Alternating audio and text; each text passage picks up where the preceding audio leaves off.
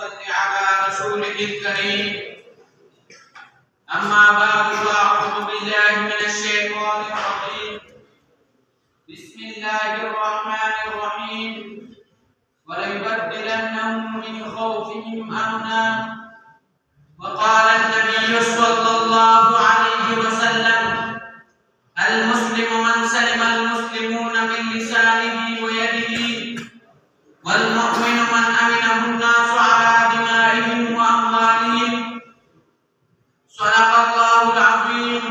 وصدق رسوله النبي الكريم تیری نگاہ کا مرکز ہے بس کیا ولیکن تیری نگاہ کا مرکز ہے بس کیا ولیکن بلندیوں کے ستارے کچھ اور کہتے ہیں ہمارے فرمان امن و سکون کو جلا کر بھی ہمارے فرمان امن و سکون کو جلا کر بھی تیرے نظر کے اشارے کچھ اور کہتے ہیں انتہائی واجب احترام ارباب علم و دانش علماء کرام اور بزم محمود کے جیالوں قرآن و حدیث کے وسیع و عریض اور کاٹے مارتے ہوئے سمندر کے بیچ سے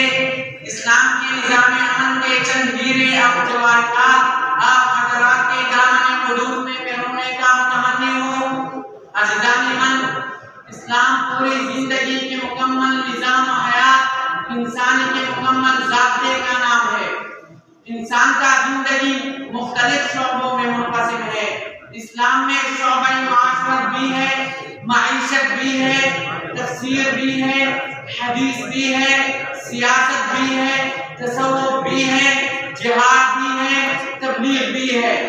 اسلام کے درخشاتہ علم نے ہر شعبے میں امن کا نظام فراہم کیا ہے اگر لفظ اسلام پر غور کی جائے تو اسلام کا الف کہتا ہے کہ یہ امن کا مرکز ہے سین بتلاتا ہے کہ یہ سلامتی کا محور ہے لام بتلاتا ہے کہ یہ رکافت کا پھول ہے میم بتلاتا ہے کہ یہ محبت کا گہوارہ ہے قبل از اسلام عورتوں کے کوئی حیثیت نہیں تھی عورت حیوان کی طرف زندگی بسر کرنے پر مجبور تھی لیکن اسلام نے آ کر بتایا کہ عورت پیدا ہو تو اس سے عزت کہتے ہیں بیوی بن جائے تو اس سے عزت کہتے ہیں ماں بن جائے تو اس سے جنت کہتے ہیں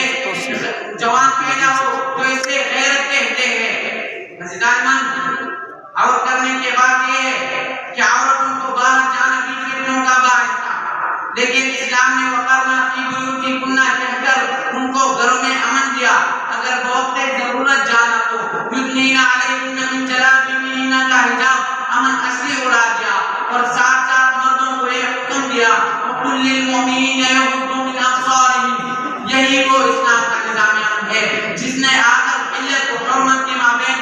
سے امتیاز دیا اور سلامتی امن کو عام کرنے کے لیے عرش و سلام جاری کیا یہی وہ اسلام کا نظام امن ہے کہ مسلمان تو مسلمان ہے جس نے کافروں کو امن بخشا جو کافر جزیہ لے ان کے جان و مال و عزت اور آبرو کے امن کی زمان اسلام نے دی قتل و غارت گری کا وسیلہ تھا یہی وہ اسلام کا نظام امن ہے جس نے لکم بالقصاص کہہ کر امن کا قضا قائم کر دی یہی وہ اسلام کا نظام امن ہے جس نے چوروں کو بھی سزا دینے کا اعلان کیا یہی وہ اسلام کا نظام امن ہے جس نے جنگ کی حالت میں بھی بوڑھوں اور بچوں کو نہ مارنے کا حکم دیا ہے